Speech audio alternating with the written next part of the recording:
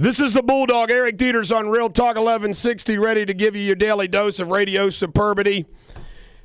Today in history, the Ides of March, 44 BC, Roman dictator Julius Caesar was assassinated by Cassius, Brutus, and others in a horrible, horrible knife killing. What was that famous quote? Et tu, Chuck? Et tu, Brute. You too, Brutus, who he had loved and nurtured. Julius Caesar. You know, great story, Julius Caesar. If you did not know about old Julius Caesar grew up in the Republic of Rome, and he wanted to be powerful and famous. And he bet everything. True story. I believe the job was like the caretaker of the Vestal Virgins. And he bet everything that he had in this political election with his bribes and everything else. He came home and told his wife, he said, we're either going to win or we are ruined. And fortunately for him, he won. Then, of course, there's the famous excursion that he went to Gaul, and he conquered Gaul. And then while he was gone, the Roman Republic, they decided, the Senate thought he had too much power. Too much power. You may not realize this, but they basically issued a bench warrant for his arrest while he was in Gaul. Now, just think about how stupid that is. The Senate in Rome issues a bench warrant for Julius Caesar when he is in Gaul with an army. And, of course, the famous when he crossed the Rubicon. The die is... And you know why? Because the Rubicon, he was coming back in the Roman Republic. And are you ready for this? It was against the law to march towards Rome to have an army. But he said, what are you going to do, arrest me? And you know what they did? This is funny. If you don't know what happened after that, you know, the die is cast as he crosses the Rubicon. They all left town. He came back to Rome. They were all gone. Cicero and all those other brave souls, they just said, we're out of here. You see, that's gratitude for you. Yeah. You know, and all this man did. And then, of course, he had to fight Pompey. And there's that famous story where he went to Egypt to get Pompey, and the little twerp brother of Cleopatra handed him Pompey in a basket, his head. And Caesar didn't like that. He thought that Caesar would like it. Caesar did not think that was cool. He wanted to kill him himself, I guess. He didn't like having Pompey's head in a basket. But it's the story of Caesar and Mark Antony and Augustus Caesar, who was Caesar's nephew, by the way. Great stuff. We're going to celebrate St. Patrick's Day tomorrow. We're going to have some Dropkick Murphys, Flogging Mollies, maybe a Danny Boy for like 10 seconds. A little too slow song for me. Today's quote in history: you can fool some of the people all the time and all the people some of the time, but you cannot fool all of the people all the time. You hear that, Barack Obama? Did you hear that? Did you hear that? 1972. We ought to. You got your Godfather theme music lined up. I should have given you a heads up. I heard about that. You know what? Go ahead, talk about it. Yeah. Well, we'll go to something. We'll come back to it. All right. But you can get it right. 1975. Greek shipping magnate Aristotle Onassis died near Paris at the age of 69. You believe you don't think money matters? That big, fat, ugly, rich man, boink, Jackie Onassis. The first lady, JFK's wife. Do you think that would have happened if he was a poor, fat, ugly guy? No.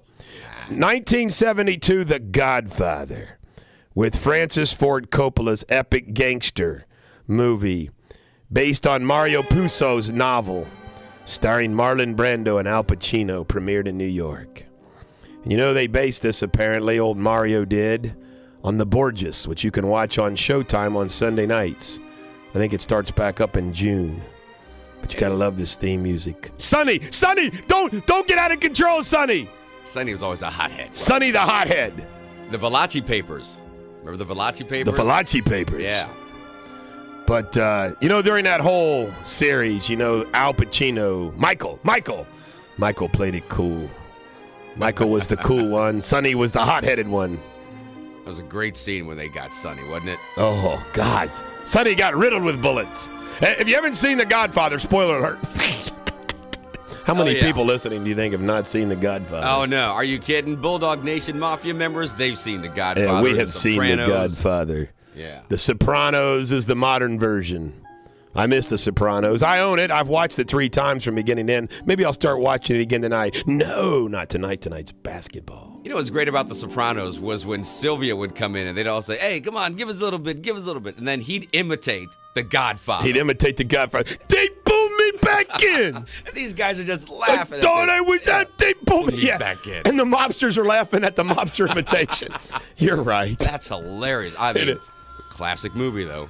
It is. What have I ever done? You treat me with that disrespect. Hey, this is hilarious. This is funny that we're talking about The Godfather, why this music plays.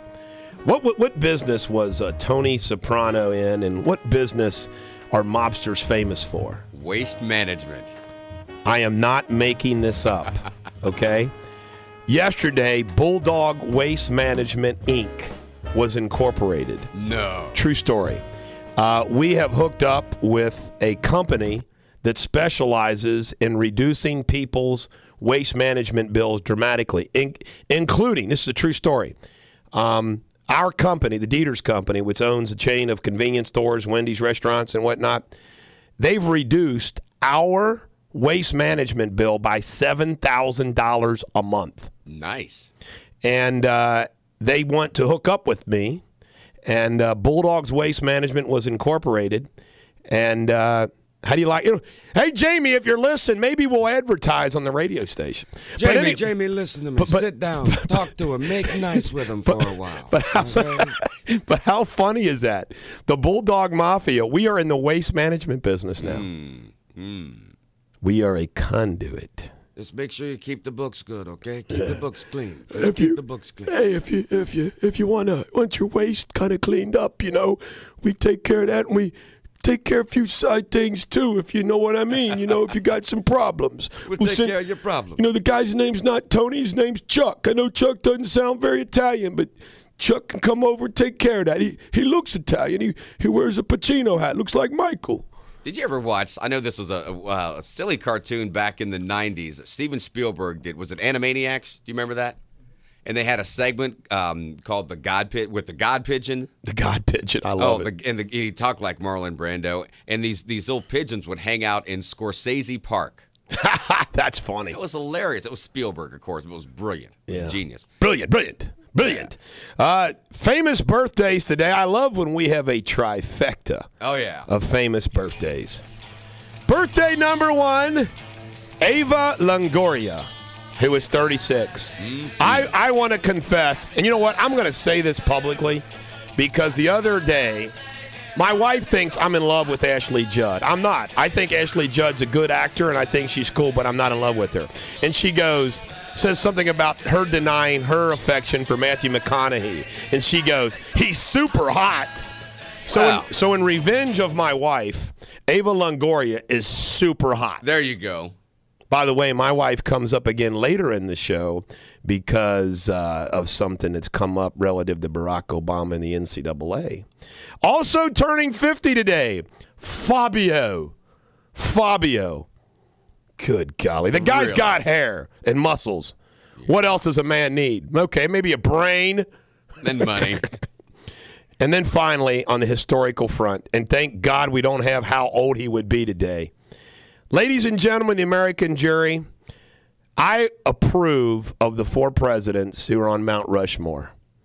And if I was going to have another Mount Rushmore, the 4 presidents that would be on that Mount Rushmore would be 1, Ronald Reagan.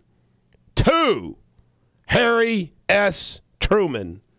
3, Dwight D. Eisenhower. And number 4, to make it 2 Democrats and 2 Republicans. Politically correct. My favorite president. Now, when I say my favorite president of all time, see, the greatest president was George Washington, 1, and 1A, Abraham Lincoln. But my favorite president of all time is Andrew Jackson.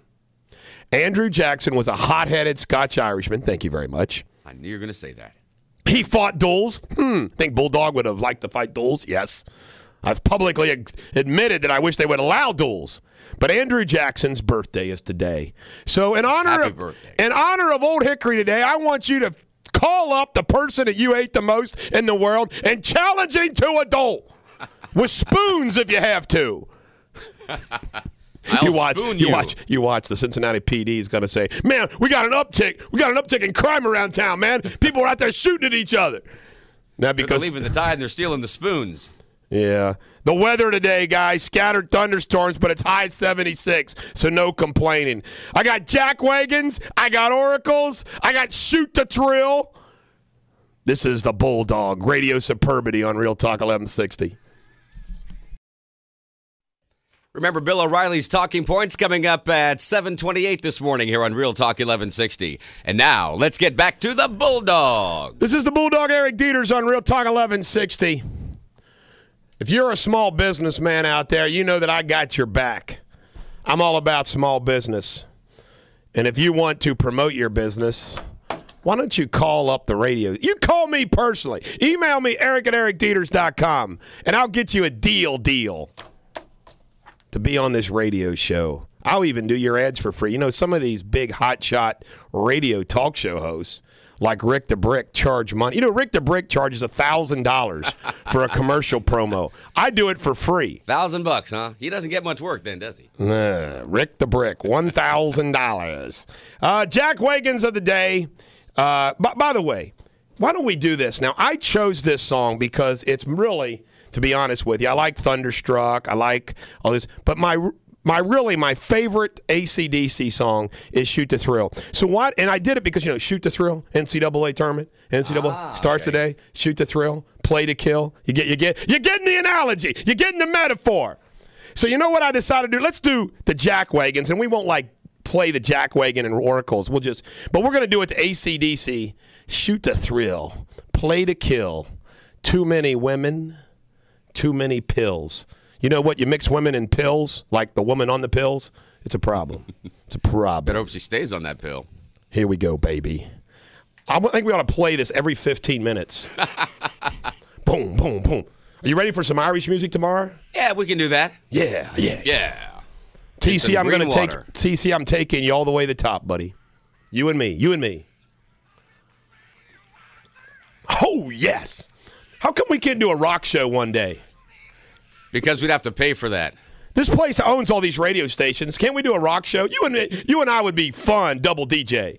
We could. You know that other station is like going. Oh, yeah. Oh, yeah. Here we go, Jack Wagons to Shoot the Thrill. And you gotta interrupt me during the riff, okay? All right. Because I want everybody to hear the riff. Okay. Nick Gordon, you don't make out with your sister even if she's not blood related. You hear about this? Little Bobby Christina? Really? Making out with her adopted brother. Not cool. That's just gross. Blago, a pre-jail press conference, really? I'm going off to jail. I don't think his wife's going to be faithful. They're lined up at the door. Hey, you need servicing? I don't think he's going to be faithful either, but not by his choice. Exactly. Who disarmed our Marines at the Panetta audience? They're Jack Wagons. I don't know who made that decision. The mayor of Philly is restricting how you feed homeless. That's coming up. You're not going to believe this story. Obama uses a state dinner with the Britain's prime minister to raise money. Of course, he's a Jack Wagon every day. Here we go. Listen to this. The Florida Democratic Party, Obama's on their flag. Jack Wagon. That's not the riff I'm talking about. It's the guitar thing when they slow it down. Oh, okay. It's coming up. All right. Don't worry, we won't play the whole song. We'll cut that sucker off. Gotcha. Oracles of the day. Chris and Billy, the UDF morning clerks at Independence that I see every day. Have you ever seen the movie Clerks? Yeah. Oh, yeah. Bingo. Really? Bingo. They're Billy and Chris. They take turns trading each other's badges. Like, they just put a badge on. You don't know who's Chris and who's Billy. I told them I'd make oracles. They don't even know what the hell an oracle is. But I made them oracles. Cool, dude. And Greg Smith, an insider at Goldman Sachs, who has spilled the beans about him. That's an interesting story there. I heard that even the news guy sounded a little incredulous when he was talking about that because, like, they say this and that they don't care about their clients. And it's like, come on, are you surprised? Exactly. Did you think that they did? Yeah, exactly. Underdog of the day is Ashley Judd. Her new show, Missing, premieres during the NCAA tournament. Okay, now wait a minute. This has got a weird little... UK. What's her site? Is she the CIA, former CIA agent? Oh, yes. Man, and now she's a soccer mom? Yes. Yeah. Shoot the Thrill. Here we go. I think it's it coming up.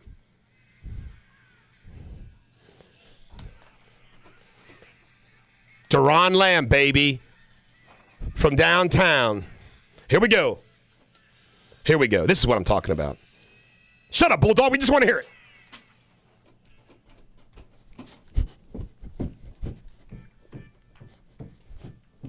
Uh-oh. Got to stop dancing. It upsets TC when I dance. Best segment of any AC/DC song right here. Yeah.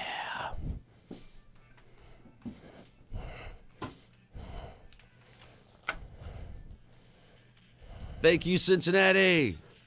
Shoot me down. Yeah. Thank you, Cincinnati.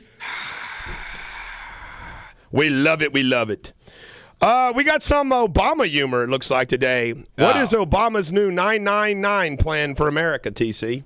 I have no idea. $9.99 a gallon for gas. Ooh, ouch. Why does Obama keep jacking up the cost of gasoline? Why is that? So that voters can't afford to drive to the polls in November.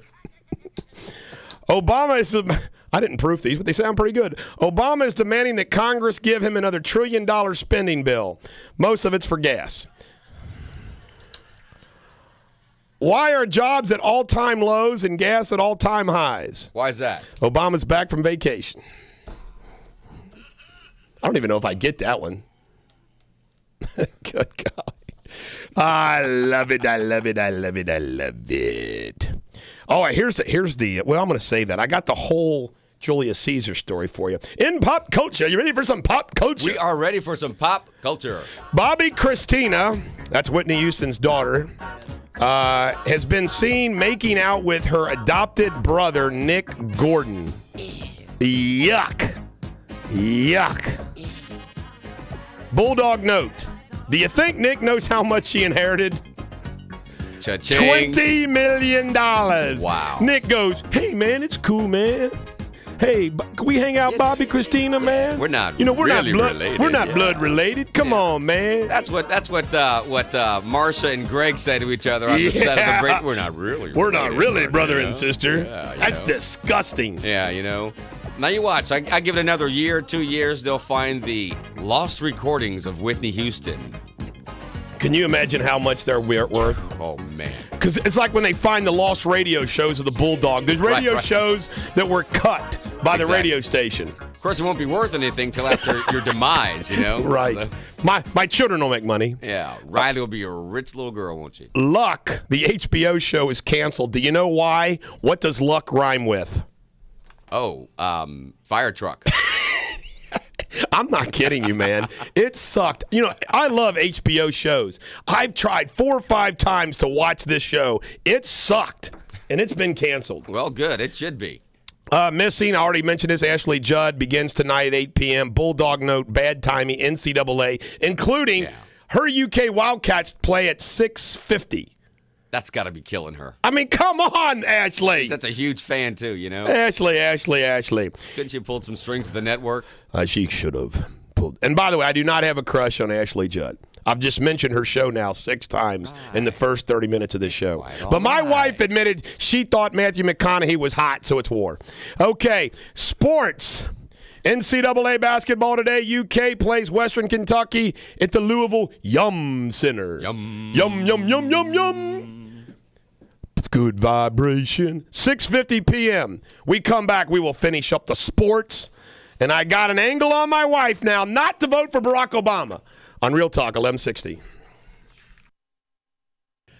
Eric Deters, the Bulldog, on Real Talk 1160. Bulldog Nation member Rebecca says, relative to that Barbie question, an 18-inch waist and size 3 feet. She would weigh 110 pounds. Looking good. Yeah. What is it, TC, that we men are attracted most to a thin waist and big bosoms? That's a good question. We can't help it. It's a natural thing, isn't it? You know what? It's not just a thin waist. It's just it's the female. I mean, just women. Period. And how about this? Curves. It's been proven universally that young boys, like in kindergarten and first grade, Yeah. they'll universally point to the girl in the class that's most attractive. Really? It's like an you know what I'm saying? Yeah, like we're a all cute dogs. face. Don't we all know what a cute face is and what not a cute face? Right. Yeah. What those features are? Exactly. It's weird. They've done studies on that. What makes a person and I'm sure attractive. it's the same for women to men. Right. Come on. Any woman's looking at Matthew McConaughey saying, yeah, he looks pretty good. Man, you're also not. I was so certain about that guy. Look at him. He got a big nose. I don't know. Let's get off Matthew McConaughey. I'll just leave him alone. Yeah, go to forget about sports. that guy. That's right. Let's talk about sports. I mean, the guy plays his bongo drums naked. What an image. Ohio State Buckeyes play Loyola at 9:50 p.m. on TNT. I already announced that UK plays at 6:50. Tomorrow, the Bearcats and the Xavier Musketeers play. High school basketball, I want to wish the Boone County Rebels good luck as they play Knott County Central at 1:30 p.m. That is the same team that the Simon Kitten Pioneers played in 1981 when they won the state championship in round one. Oh. They are usually a scrappy, good-shooting mountain team. So we'll see what happens. The Bengals, they lost Rucker to the Browns and Fanene to the Patriots. I love saying that name, Fanene. By the way, I found out last year that Fanene is a Bulldog Nation member fan. Is that right? Mm-hmm. John Kiefer told me that Fanene likes the Bulldog. Oh, man. Gonna miss So Fanene. good luck to you, Fanene. NFL. Keep listening to us on your iPhone app. iPhone. Calvin Johnson, the wide receiver from the Lions. This is the kind of thing, TC, that doesn't make you feel like you're a poor scumbag. 8-year, $132 million deal. By the way, me too. I'm not just saying you. I'm saying I feel like a poor scumbag. 8-year, $132 million. Wow. To play football. And let's face it, a good wide receiver, if he catches 5 to 8 balls a game, Yeah. you play 16 games a year. Yep. 132. Jeez, old Pete. The NBA, Mike D'Antonio, the Knicks head coach, resigns. You know what? They play better without Carmelo Anthony. He comes back. They've lost 6 in a row. Hello. Maybe you need to get rid of Anthony and let Jeremy Lin and the rest of the Knicks play ball. Yeah, they were on fire for a minute there. You know? Thought they were going to capitalize Isn't on that weird? Yep. It's just called team chemistry. Yeah. You're hot 1 minute. I mean, the Reds were like that last year. You know, that hot, cold thing. Now, I have one life observation, but it also ties into Barack Obama. And this is awesome. And she doesn't even know this yet. I'm going to spring this on my wife today. Barack Obama makes it a big ordeal that he fills out his brackets and shares with the American public about his brackets. Now, my wife, who doesn't pay attention to what's going on in the news too much, except local news, she'll watch the local news. But she, when I got Fox News on, she leaves the room. And she thinks I pick on Barack Obama too much. Yeah. But my wife is a rabid University of Kentucky Wildcat basketball fan. I mean, she gets excited about the team. She roots for the team. She hates when the announcers say bad things about her team. Right. I mean, and one of the teams that she doesn't like is North Carolina, which really goes all the way back to her grandfather, who was a professor at North Carolina State. And State doesn't like Carolina. So wait till I tell her, TC, that her president, Barack Obama, has picked North Carolina to win the NCAA tournament. I'm going to have her turn on him and maybe get her away from voting for the president. And that will do it, huh? I think it'll do it. His basketball picks will. Guess who your president picked to win the NCAA? Now, wait a minute. Not his political ideas, not his political ideology. It's not me. I'm just telling you how it'll affect her. Yes, You're probably right, though. I think that will turn her against President Obama. She's a diehard fan. Hey, all of you Kentucky fans out there that like Barack Obama, how does that make you feel? He chose a team that we beat earlier in the year, a team that we'll beat again, a team that we beat in last year's tournament. Hanson can't touch Davis. Ain't no way. And Kid Gilchrist can shut the rest of them down. Shut them down. In local news, I've got to comment on it because it involves legal issue. Cheryl McCafferty. Now, without reading the 99 pages that she filed, because you never know. I mean, I'm going to be honest with you. I mean, those people, for example, that judge me have not read all the things about my bar battle because every rational lawyer that I've showed my brief to read it, and they shake their head like, Bulldog, why did they ever charge you with anything? I mean, so I want you to know, it's like when you're commenting on a trial and you weren't on the jury, it's hard to decide. You know, you're commenting without knowing all the facts. So, exactly. So maybe their lawyers did do something wrong and whatnot. Now, Cheryl McCafferty's lawyer, Deanna Dennison, was a law school classmate of mine, and I'm friends with Deanna. I've always liked Deanna. We always got along. Back in law school, Deanna was smoking hot. She was from New York Dairy Farm, and she had a track scholarship to Murray University. But Deanna was beautiful. But anyway, I digressed. But here is just my Bulldog note on Cheryl McCafferty filing an ineffective counsel motion. From my experience as being a lawyer, you can go from great to suck based upon a result which is not your fault. For example, I represented the preacher from Pendleton County who only drank 18 beers during a day, driving a semi-truck, who crashes in and kills the Pendleton County prosecutor, and the 911 call person is following him at the time of the wreck saying, this guy's going to kill somebody. And then he gives his blood with permission. Yeah. He gives his breath with permission, and I'm supposed to win that trial. Now, I was in what we call damage control. It's like, hey, let's try to get a reckless homicide out of this instead of a wanton murder. And, you know, I was the greatest lawyer in the world. That's a great plan, Bulldog. You know, yeah, dressing him up without, you know, all these things. But then guess what? When you lose, all of a sudden you sucked. Yeah. Well, here is the result that Deanna Dennison got for Cheryl McCafferty. Cheryl McCafferty shot her husband in the head while he slept and was not convicted of cold-blooded murder. I say victory for the defense. And she was eligible for parole and parole rejector. She's eligible again in 2016. So for them that claim ineffective counsel, give me a break.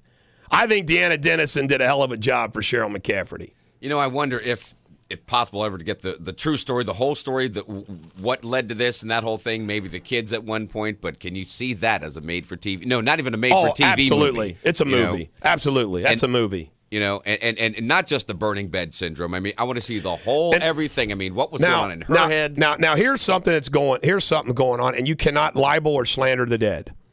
So I think what I'm about ready to say, I'm not going to libel and slander the dead.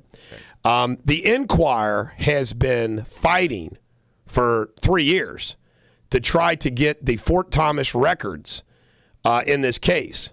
And it's kind of bizarre that they haven't been able to get, you know, all these records. My source, now you have to understand, she shot him. Now, she claimed he was abusive and everything else. They had just gotten back from a houseboat trip. My source, now, if you look at McCafferty, he's a handsome man. Now, not all handsome men are players. Right. All right? Right. I got a source that tells me that there was some probably infidelity involved. And everybody knows that infidelity can drive a man or a woman nuts jobs. Right. And I can tell you right now, usually these are crimes of money or crimes of passion. Yeah. And, you know, if she wasn't in danger of being the hell beat out of her, why he's sleeping? And like the prosecution said, she could have packed the things up and just left. You know, and that's the biggest question. I don't understand why. And, you know, maybe I'm missing something. Maybe you're not missing anything. Why didn't you just, he's asleep. Get the kids. We're out of here. Exactly. I mean, bingo. Yeah, maybe you take a skillet and whack him in the head, knock him unconscious, you know. Right. But he was sleeping when she shot him. You know, give yourself a head start. Not much of self-defense. And so it makes sense to me that, you know, maybe he did fool around, so she wanted to shoot him. Hell hath no fury. You're darn right. But I can tell you right now, I don't usually talk about other lawyers. Why give them free publicity? But I thought Deanna Dennison did a good job in this case. DHL, we'll take those 280 new jobs at the airport. Nice. Heck yeah. We come back, some legal matters, world news and more on Radio Superbity, Real Talk 1160. Remember, if you can't find a radio, you can use the TuneIn Radio app free on your iPhone, BlackBerry, or Android and listen to Real Talk 1160 24 hours a day. And now, let's get back to the Bulldog. This is Eric Deters, the Bulldog, on Real Talk 1160. Good old Blago. Guess what, Blago? By the way, we have like 4 Illinois governors dating back to the 60s or 70s in prison. What's that say about your state, Illinois? Let's see who comes from the great state of Illinois and Chicago. 4 governors who are in jail. Ooh, Dan Rostenkowski, congressman, jail. Rahm Emanuel, headed to jail someday, I'm sure. Barack Obama. He's not in jail. Guess what, Blago? We don't care. Go away and serve your time. How many jackwagons have a pre-going-away jail press conference?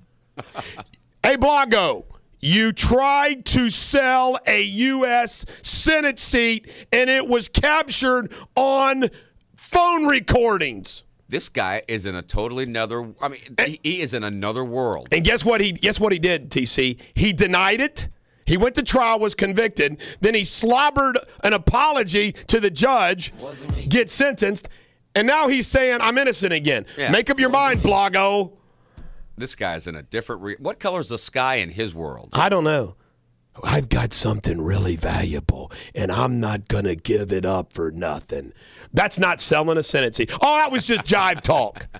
I was just kidding. I was just kidding. When there's proof that people were coming and talking to him, and Jesse Jackson Jr. was thinking about anteing up the money. Well, now let's not go there. Let's not go there. He did. I mean, there was evidence of that. Oh, seriously? Yeah. I'm not making that up. I didn't know that. No, Jesse Jackson Jr. They were kind of contemplating, maybe we ought to buy this thing. Bulldog note, I'll never forget how Blago, during the Celebrity Apprentice, the last one I watched, he couldn't even take an order in a diner. They were all supposed to work at a diner. His team was working at a diner, and he couldn't take an order from a customer right. And I'm sitting there thinking to myself, this guy was governor of a state. Well, they didn't have Senate seats on the menu. That's why. That's a good quip there. Good quip. Sold that. Virginia Tech shooting trial. The jury awarded $8 million to the 2 families. These are 2 families that didn't take the settlement. The award has to be capped against the state at $100,000 each. So each plaintiff, the parents of each, 4 parents, will get $400,000 total. The issue was it negligent for the state to delay the warning. The answer is hell yes, folks. For 2.5 hours, okay, there's a shooting, and for 2.5 hours they knew about it. But they didn't tell the rest of the campus because, maybe this is just a revenge shooting. Can you imagine knowing there's a shooting on your campus and holding for 2.5 hours? Now, you're saying, what difference does it make? Remember that one room where all those people were killed? If they had 2.5 hours warning, do you think that maybe they could have protected themselves? Hell yes. Yeah. It's terrible. But you know what? The state has immunity. The state has immunity. Let me tell you a good reason why you don't go to University Hospital. If the doctors screw up, they say, we got immunity. Did you know that? No, I didn't. Yeah, state-run hospital. We got immunity. You're off to the Board of Claims where they limit your damages. I fight this every day, folks. I fight it every day. Injustice, injustice, injustice. And I want to tell you right now, no matter how bad the conduct is of a big corporation or a big a government entity, no matter how bad the conduct is, deny, delay, defend. Deny, delay, defend. I'm not kidding you. You could have a drunk driver run a red light, kill 3 kids, and the insurance company and the company on that truck will say, "What were those kids doing in the middle of the street anyway?" Well, they had the green light. Well, they should have known that there was a drunk coming. That's the kind of crap I deal with every day, TC. Yeah. Well, maybe that police officer did tase your client too much, but you know what? They deserved it. He was jaywalking. He was committing a crime. And besides, we have immunity. See, I agree with you. So what if that doctor did take off the leg by mistake? You know what? They didn't.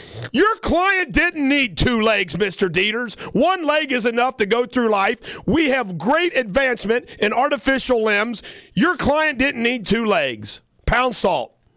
They're the legal mafia. I'm not kidding you. This is what I deal with every day. And then you get these big law firms. Every case, they assign 3 or 4 lawyers to it. I mean, so it's incredible. And I don't care. I fight them. Me against 5, I'm still ahead of them. But it's amazing to me. Yeah. Fight it every day. Those poor families How you like that? The jury, they asked for $100,000. The jury gave each parent $2 million. And guess what's going to happen? It's going to get reduced to $100,000.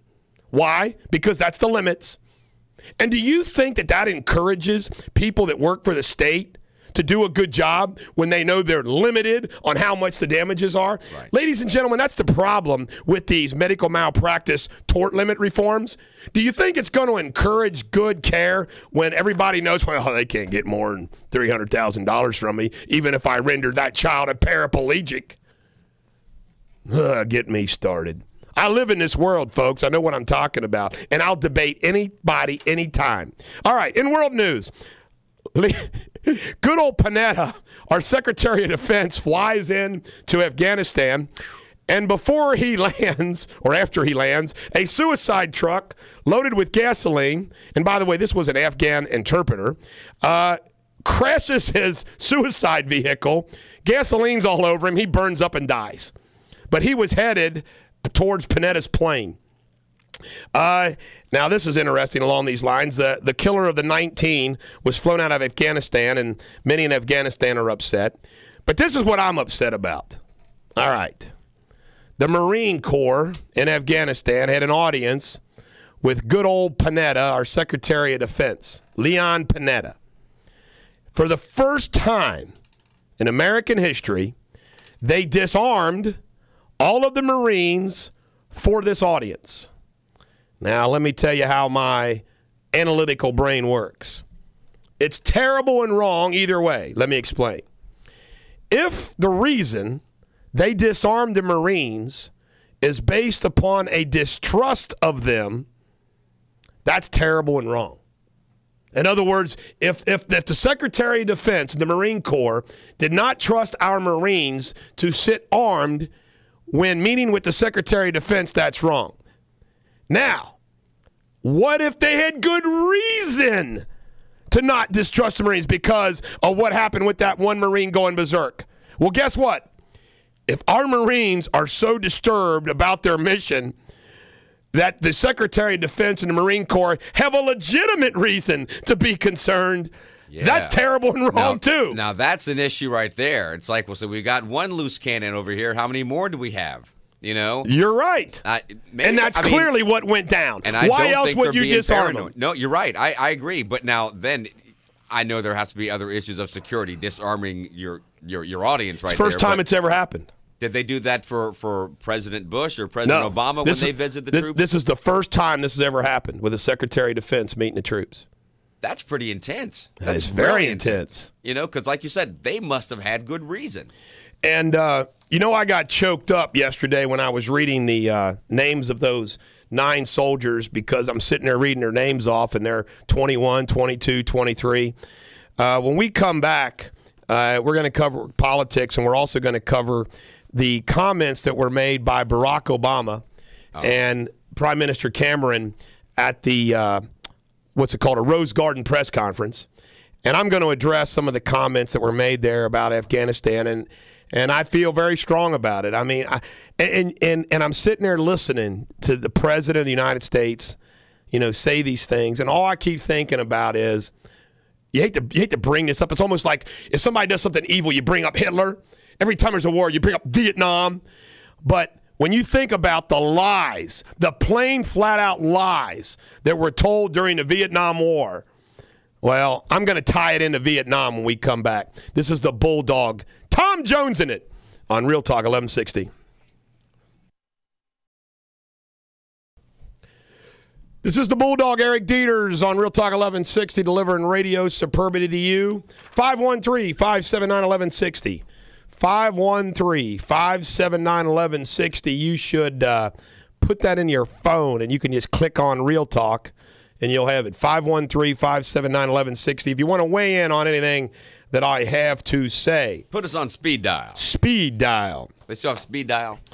Old Barack Obama and David Cameron go out there in a press conference, and he claims that, we've brought 10,000 home, and we're going to be bringing home another 20,000 in the fall, and that'll leave 70,000.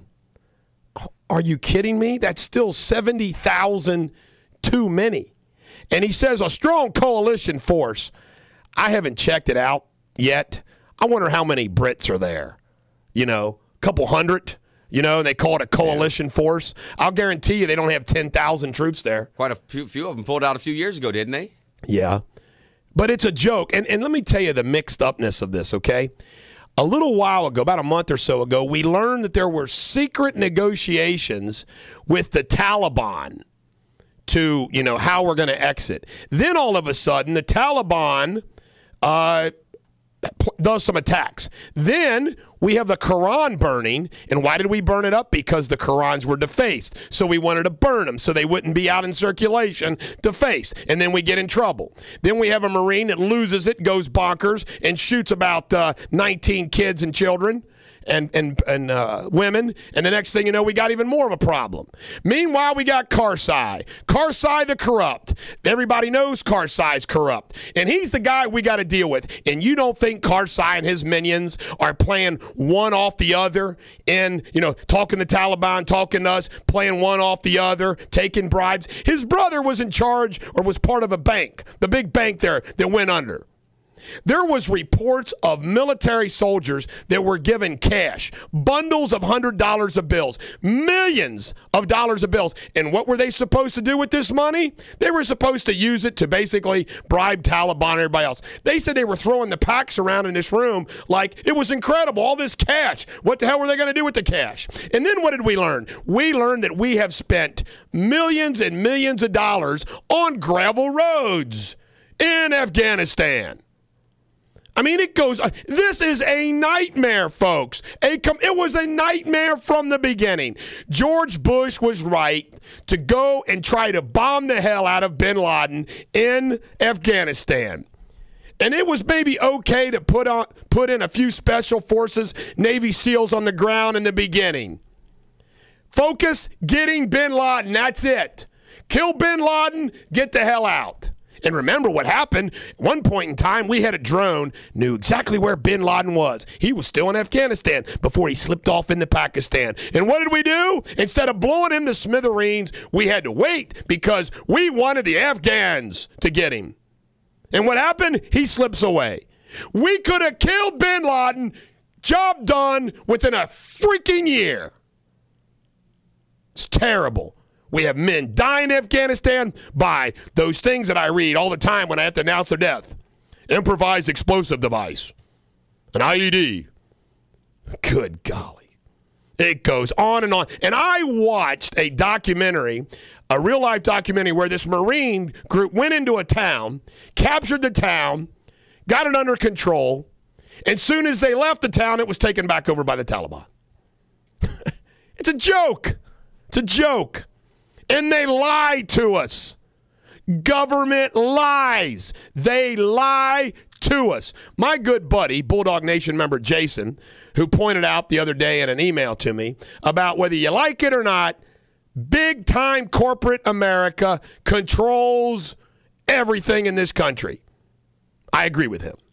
You know who controls the country? Corrupt politicians and big, big, big money. For example, last night there was a state dinner with Prime Minister Cameron and his wife. Who was invited? All of the well-heeled Obama money people to raise money. Hey, his prerogative? Sure. George Clooney got to sit at the head table. There was the Virgin Records man himself that was there. You had producers, Warren Buffett. You had all the movie folks. Anybody and everybody, the well-heeled that support Barack Obama were there with their checkbooks. And guess what they ate? Bison Wellington.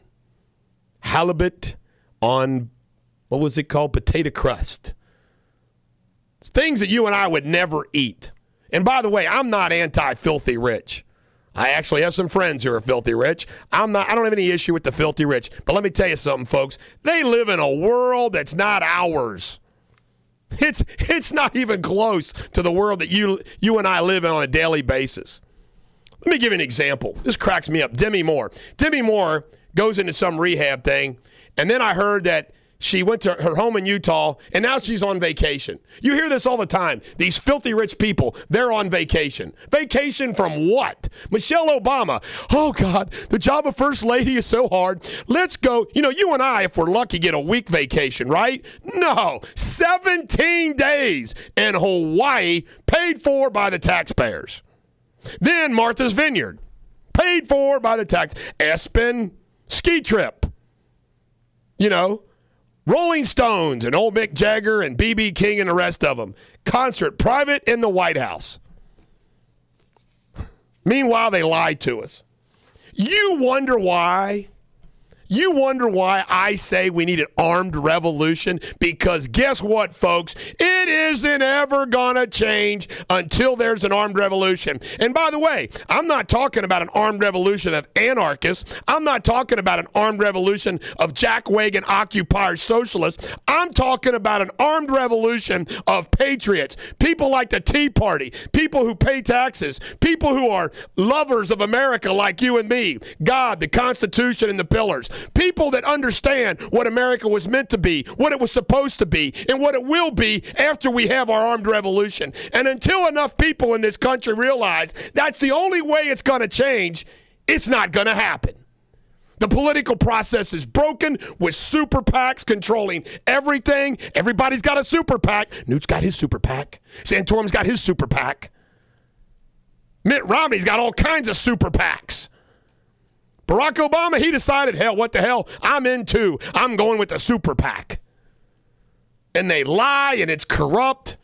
And as I said before, you think you have that freedom to go vote. No, you don't. They corrupt your mind with who to vote for based upon all the money they spend. I mean, you're sitting there watching those television commercials time after time after. I mean, I'll be honest with you. I watched so many anti-Santorum commercials during the Ohio primary that I thought, you know what, Rick Santorum sucks.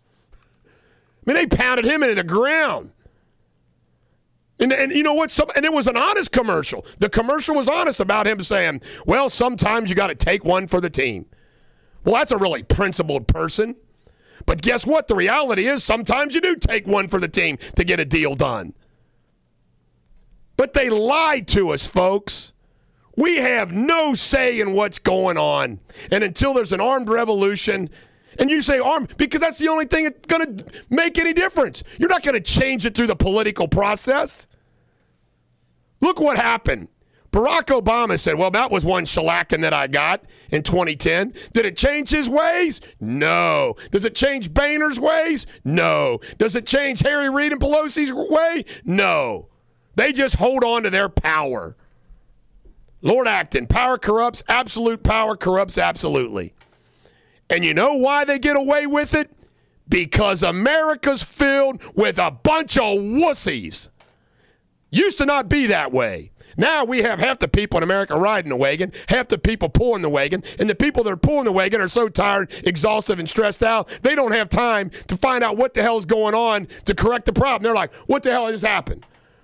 Because they're too busy worried about making their house payment, getting foreclosed upon, their car repossessed. Are they going to get a pay raise? Are they going to lose those health care benefits? Are they going to get a new job? Can they find a job? Are their kids getting an education? Can they afford to pay for their kids' school fees? On and on and on. And it goes on every single day in America. I call for an armed revolution. Bulldog Nation's pretty tough, right? 20 members step forward. Oh, my God, what happened? Well, you just watch, folks. I will be considered a prophet, and you remember that I said it first. One day, whether it's going to be a year from now, 2 years from now, 5 years from now, the people paying the taxes in this country will have an armed revolution and take back their country. And we're not talking about taking it over like a bunch of communists. We're not talking about Lenin in 1917 in Russia. We're talking about restoring America to what it was supposed to be. How you can defend these policies of these jackwagon politicians. No balanced budget. Who can defend that? 16 trillion debt counting. Who can defend that? I think I'm revved up on Real Talk 1160. And don't forget, the Huckabee Report comes up at 8:30 this morning here on Real Talk 1160. And now, back to the Bulldog. Eric Deters, the Bulldog, on Real Talk 1160. You want to catch your breath there? You need to take a drink? No, I already had my little sip of Coke. You all right? I'm ready to go. I'm going to keep going. I got to comment on a couple of things that you said. Comment away, buddy. First of all, you're talking about the president. And, well, last week you mentioned that, okay, we apologize for the Quran burnings, and then we apologize. And he had a speech last week after the guy went and shot the Afghan families. And he said that, this is unacceptable, yada, yada, yada. And we're deeply hurt as if it were our own citizens, our own children. And, it's a tragedy and everything. But I stopped and said, wait a minute. I don't feel Did you feel the same way about that as the shootings in Virginia Tech? No, I did not. I'm sorry. I didn't feel the same way that 16 or 19 Afghanis were killed as I felt about the parents of the kids who got shot in Cleveland last week. My heart bleeds for those people. Yesterday, you were talking about the soldiers, our boys from here. Okay, you got emotional. I get that. I understand that. I didn't feel that way when I heard about this guy. It was more of a nuisance when I heard it's like, oh no, now we got another problem we got to deal with. And I didn't feel the emotional connection to their deaths. I thought this is just going to be create more of a problem for the United States. Right. TC, it's my buddy, Bulldog Nation member Mike Zimmerman, flew missions in Laos. And did you know that our government told the American people that we weren't there? Meanwhile, he and his buddies are bombing the hell out of Laos anyway from Sunday, time and time again, secret missions, lying to us. Why does the government of the United States have to lie to the American people about, you know what, it's almost kind of like this. If you got to lie, there must be something sinister and wrong with the mission if you have to lie to the American people about it. Yeah. And, there's this separation of the branches of government, the checks and balances that we borrowed from Montesquieu, from the French. Does people realize that there wasn't one damn thing in the Declaration of Independence and the Constitution that was original? They were all thoughts from the enlightened philosophers like John Locke, from Montesquieu, Hobbes, Hume, the whole Enlightenment, where all these ideas came from. And our founding fathers just took, and it was written, John Adams wrote for Massachusetts a Constitution and a Declaration of Independence that Thomas Jefferson could have just borrowed it. But the infringement upon our liberties is incredible. Get this, Philadelphia. The mayor of Philadelphia has banned feeding the homeless in certain parks. Why? Get this. Feedings lack sanitary conditions and dignities. Oh, you got to be kidding me. It gets better. Providing to choose who are hungry must not be about opening the car and trunk, handing out a bunch of sandwiches, and then driving off into the dark, rainy night. Bulldog note, is there a feeding the homeless protocol? How sanitary was the loaves and fishes feeding? Now, just get this, folks. Now, you think that I'm all about, just tax dollars and I'm all about the Tea Party and everything else. You know what? How messed up is it that we have to have rules of how you feed the homeless? If I'm a homeless person in Philadelphia and somebody pulls up in the rain and hands me a sandwich from the trunk of his car and drives off, I say, thank you very much. Yeah. So we got to have rules now of how you feed the homeless in this country. Kentucky is a tobacco state. A tobacco state. They just passed a law in the House of Representatives down there, banning cigarette smoking in public places. More infringement. It goes on every single day. And I'll give you another example, and you probably know this firsthand. Wendy's, at the end of the night, how much food that's left over gets thrown away because there's a liability if you give it to a homeless person. It's incredible. I tell you right now, folks, you look at the city of Cincinnati. This damn streetcar.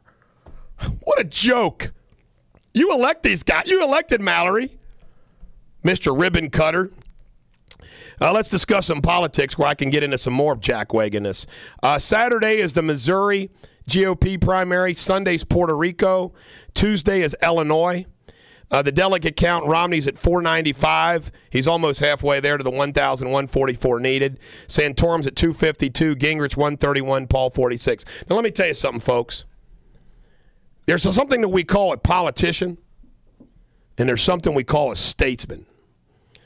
Probably some of the statesmen that we know in history are Cincinnati, who laid down his plow, went and saved the republic and came back. Pericles, the great mayor of Athens, the city-state. Churchill, Lincoln, Washington. Lots of great citizens, a lot of statesmen you can think of in history. Aren't there? Statesmen. People who put something that was bigger than they were above themselves. Then you got the politician who thinks only of themselves. A politician focuses on self. A statesman focuses on the greater good, right? Newt Gingrich. One of his most ardent supporters that I know sent me a text yesterday saying, you know what, I've had it with Newt too. I was shocked. They've actually given me grief about beating up Newt a little bit. He has got no chance of winning this thing, and yet he just wants to keep going for his selfish, personal vendetta motives. It's all about Newt. About Newt. It's incredible. All right, we have more jackwagon. It's down in, and I heard it was the Florida Democratic Party headquarters.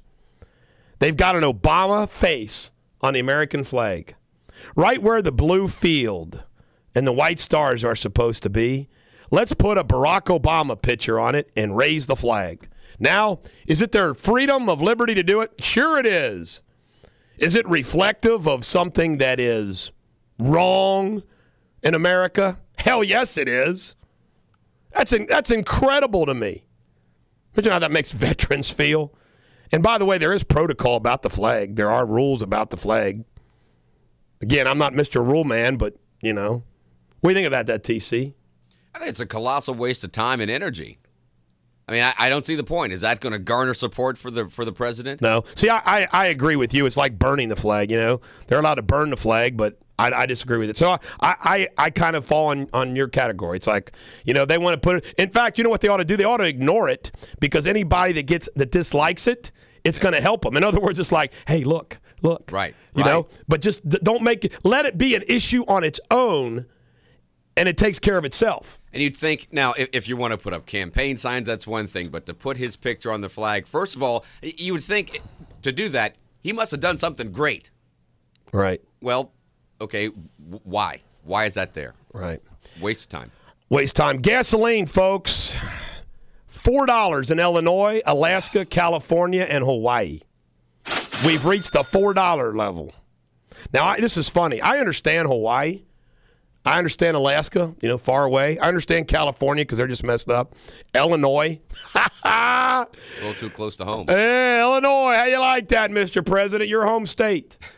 You know, Illinois is a messed up state. I mean, it is just a complete, colossal economic catastrophe. Really? Oh, yeah.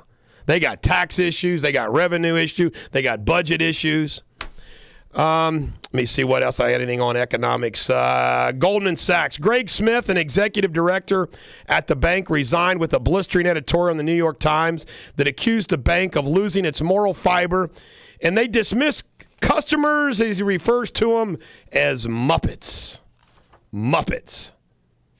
Remember, Goldman Sachs is the company, folks, that sold securities to people that they knew were losers, and they made more money as the price went down. And they testified to Congress on this and looked like complete idiots. It's incredible. Goldman Sachs. And guess where we choose our Treasury secretaries from? Goldman Sachs. When we come back, more on this on Real Talk 1160. Eric Deters, the Bulldog, on Real Talk 1160. I'm going to give you a bonus quote. Or a bonus joke. I should save this, but it's just too good to pass up.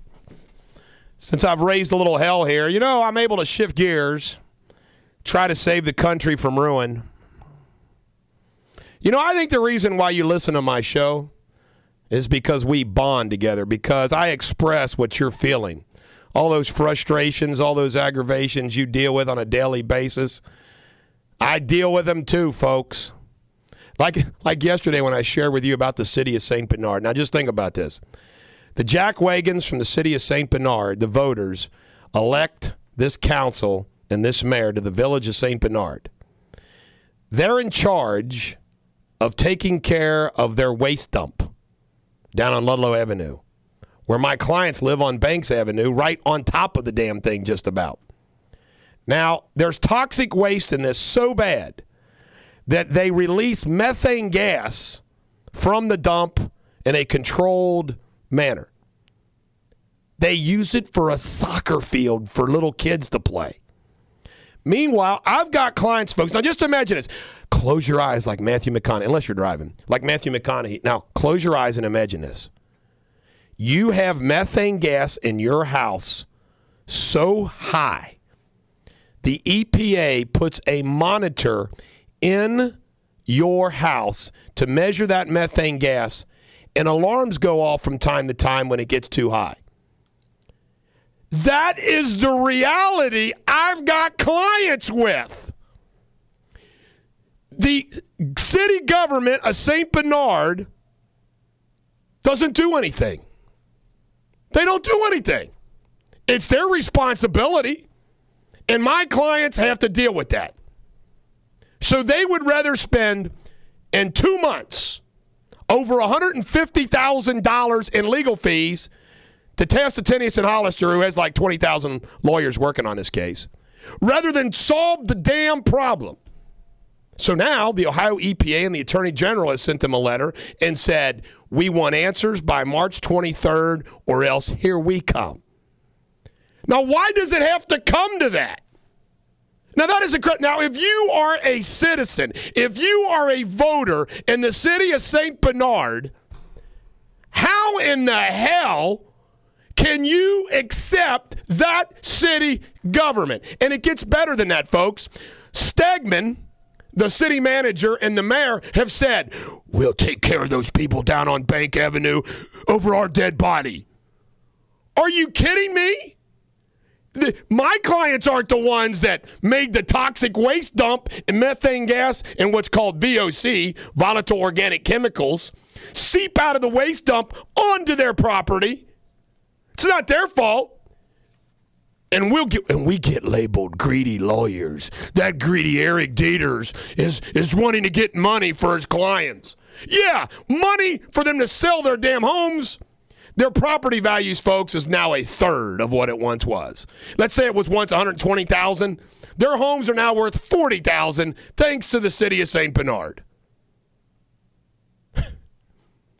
Now take that case that I just told you, times it by 500. That's what I do for a living when I'm not on the radio. Go ahead, TC. We're still going to get our second joke? Yes. Okay. But did you see what I'm talking about? No, I agree 100%. How can, and I have not misrepresented one damn thing. Right. How can the city of St. Bernard, these are elected officials. You know, I'll give you my opinion. There's too much CYA in government. Well, that's it. That's it. And there's also no honor in government called do the right thing. You're right.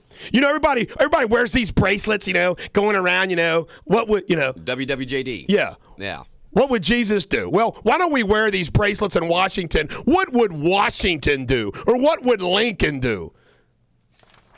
All right, here we go. Here's a good joke. The Pope and Obama are on the same stage in Yankee Stadium. Wait a minute. The Pope and Obama? Get out of here. This is good. The Pope and Obama on the same stage in Yankee Stadium in front of a sold-out crowd. The Pope leans over to Obama and says, do you know that with one little wave of my hand, I can make every person in this crowd go wild with joy? This joy will not be a momentary display, but will go deep in their hearts, and they'll forever speak of this day and rejoice. You know, he's trying to one-up the president. Obama replied, I seriously doubt that. With one little wave of your hand, show me.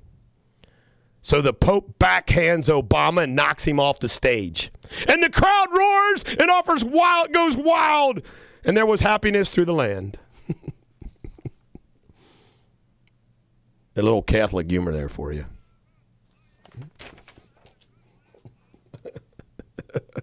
I love that, Obama. Obama and the Pope. I don't think Obama and the Pope would get along very well. Let's discuss something more serious. The economics of March Madness. They claim, TC, $175 million is lost in wages paid to unproductive workers the first 2 days of the tournament. Whoa. Now, you have to understand, see, these games start getting played during the day, today and Friday, and you see these sports bars fill up with, just think about it. It's a total waste. Now, the good thing is there's a boom in the local economies for all the people going to the sports bars. Oh, yeah. But there's a lot of unproductive workers the next 2 days. Are you kidding me? We're heading to tickets, going to what's other? Knick-knack, nickel-knack. By the way, I'm glad you brought that up. Let's promote watching the games at our sponsors. Grandview Tavern has televisions. Yeah. Ticket Sports Bar, huge television. Yeah. Ticket Sports Bar, great place to go watch the game. Montgomery Inn, do they have televisions? I don't know if they do or not. In their bar areas, great. they do. Yeah. We'll go to Montgomery Inn anyway and eat ribs. And what's what other places? Knock you in the head. What's in it? Nicks. Knockback Knits, whatever. Pee-wee's. Yeah. Pee-wee's in Crescent Springs has televisions. Snappy's got a little portable TV in the back. Snappy tomato. Hey, order your Snappy tomato pizza while you're watching the game. Exactly. Snappy tomato. $175 million. And be sure to drink plenty of green water. TC, you've been paying attention about this health care law. And yesterday they were out talking about how, the cost of this Obamacare is like 3 times greater than what, Barack Obama and the Democrats told us was. And then oh my God, don't get me started on health care. They're going to have these oral arguments for the Supreme Court.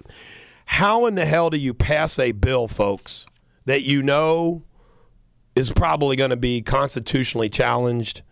I mean, this is a cluster mess of the Ninth Order. But go ahead, TC. You had a nice insight. Well, you see, this is why I defend Michelle Obama. Now, she's the first lady, and if the first lady sat around and did nothing for 4 years, we'd say, well, she's not doing anything. So she's out there, and she's trying to get people healthy and get them in shape and eating right and doing push-ups and this, that, and the other. See, she's saying, look, I know this guy. I live with this guy. You better stay healthy because in 2016, you're not going to be able to afford to get sick. So you better stay healthy now. This is interesting. Charles Krauthammer, yesterday, I heard him speak about this, and I never heard this in these terms before. Everybody talks about preventive health care, to avoid people having more serious problems. Right. Well, he pointed out something which I never realized, that there's studies that show that costs, preventive health care costs even more, and here's why. Preventive health care is all about doing tests to make sure you don't have a certain problem. Okay. So what happens is the preventive health care, because everybody's getting this test to make sure they don't have the problem, that it actually costs more than the people that end up getting the stroke or the whatever, the 1 or 2 that would happen to. And I never thought about that preventive health care can be expensive too. Yeah, but you live. Well, yeah, I mean, from an individual person, right. Hell yeah, it's all about preventive health care. And there are other things too. It doesn't have to necessarily be having a test. I mean, a good diet, right. know that. Taking the right vitamins, right. Exercising, working out, that all can be preventive health Man, care as well. I got to get on the program. I've been eating like crap, and I haven't been exercising like I normally do. The Bulldog needs to get on the shtick. I will. I've always able to muster it up and get it going. I can tell you right now, though, just like all of you out there, sometimes doesn't it get overwhelming all you got going on? Everybody's got their job. Everybody's got their life. Everybody, just incredible. People wonder why I don't sleep. Because I got too much to do. Got to take care of all the clients. It's too busy. By the way, I want to stress that clients are always first, man. And then I developed this thing, TC, of customer service, of texting me and email me, and I will respond within 24 hours. Why in the hell did I ever do that for? People took you up on that. People take me up on it. People text you, hey, Bulldog, my kid got a D in class today, and I want to know if I can sue the school for it. I'm like, my God. You can sue your history teacher, but not the entire school. Yeah, just sue the history teacher for that D. But I'm just telling you, people take advantage of the Bulldog's generosity, if you know what I mean. Yeah. We come back, we'll wrap up this show of Radio Superbity. One of a kind on Real Talk 1160. Real Talk 1160 with UC Bearcat Baseball this Sunday. Steve Jardige has the pregame starting at 12:30 and then first pitch at 1 o'clock right here on Real Talk 1160. And now, back to the Bulldog. This is Eric Deters, the Bulldog on Real Talk 1160. Remember, you can email me at eric@ericdeters.com or you can text me at 859-250-2527, and I will strive to get back to you within 24 hours. Maybe I need to move it to 48 hours. Also, if you're a small business and you want to advertise, good bang for your buck, right here on Real Talk 1160, we'll take good care of you. And unlike Rick the Brick, who charges $1,000 to do a voice commercial for you, I'll do it for free for you. How do you like that? And we like to plug our sponsors, so you know it's all about ratings and revenue in this business. Ratings and revenue. I like to do my part for both. Tomorrow we will celebrate. It's a bummer that St. Patrick's Day does not fall on a weekday. We'll celebrate it on Monday. But you know what? Celebrating something after the fact, it isn't the same. So tomorrow morning we will play some flogging Mollies, some Dropkick Murphys, some rockin' feel-good Irish music. I love the flogging Mollies. I love their sound, that Irish sound. And I know every time I start to, hey, don't forget about U2. I know they're a good old Irish band, too. We'll play some U2. We'll also discuss everything that's important that's going around in the world and in Ireland. Maybe we'll do a full report of an update from what's – you know what, I'll do that. I'll check out what the state of Ireland is for all you Irish partiers out there. Remember, on St. Patrick's Day is the day that everybody becomes Irish. Wear your green. I hope I can remember. I'm going to wear some green tomorrow. I would like to close today's show with just a general observation. You know, if you look at 2012, there are so many things that we deal with on a much better level than we used to. I think that we understand alcohol and drug addiction better. I think we understand mental illness better. I think that we deal with teenage pregnancy in a much more compassionate manner. I think it's probably better that those that, you know, have a premarital teenage pregnancy don't have that scarlet letter that they used to once wear. You know, I think there's a lot of things that we deal with, you know, better than we used to. But there's a whole hell of a lot of things that we don't deal with better than we used to. It's far worse. And it seems like every generation has this same speech, you know, where they start sounding like their parents. I'm not my parents. I'm far from my parents. There's a lot of things that I owe to my parents. I owe my work ethic, my general philosophy about America, a love of a good education, all of those things. I'm very grateful that my parents gave me. But I'm different than my parents. Some ways good, some ways better. You know, my parents' generation did not show the same affection to their kids as we do today. But yet, on the other hand, that's not all that good, is it? I mean, the adulation that sometimes bestowed upon our children. I mean, I probably sound like a stupid sop when I talk about my granddaughter, Riley. I guarantee you that my mom and dad don't talk about their grandkids like I do Riley. I don't know if that's all good. Maybe it is, maybe it's not. But I grew up in a time during the night. In fact, I will go ahead and go out on a limb. I think, I'm 48 years old. I think I grew up in the best possible era in the history of the world.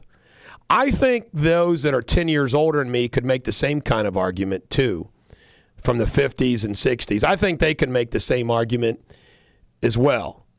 But I don't think anybody else can. I mean, when I think about that, I was born in 1963. So I missed all the turmoil in the 60s because I was a little toddler. You know, time 70s rolled around, there I was. Of course, I was only 10 years old when good old Watergate happened. And I remember watching that, not knowing what the hell was going on. But again, I was oblivious to it. But like here in the tri-state, you know, the Cincinnati Big Red Machine during the 70s. The Bengals were good during the 70s and 80s. Early 80s anyway. Well, late 80s too, 89. I think about the fact that when you graduated from high school around here, back in the 70s, guess what? You could go work for Cincinnati Bell, a railroad, GE. You had a job right out the gate. Also, if you wanted to go to college, you could go to college and get a job. And guess what? Whatever your field, you could find a job as a teacher, a job as a professor, law, medicine, you name it. You could find that job. And then we had the boom times of the 1980s. We had Ronald Reagan and the boom of the 80s. I mean, let's face it, I was in college in 79 to 83. Then I was in law school. I kind of mad that I wasn't out there making money during those times, but I was in college during the boom of the 80s. But our parents reaped the benefits of it, didn't they? So we did benefit from it because our parents reaped the benefits of it. And my dad was buying banks, starting banks. His law firm was growing. He made his fortune in the 80s and 90s. By the way, not on mortgage-backed securities. But I think I've lived in a wonderful time.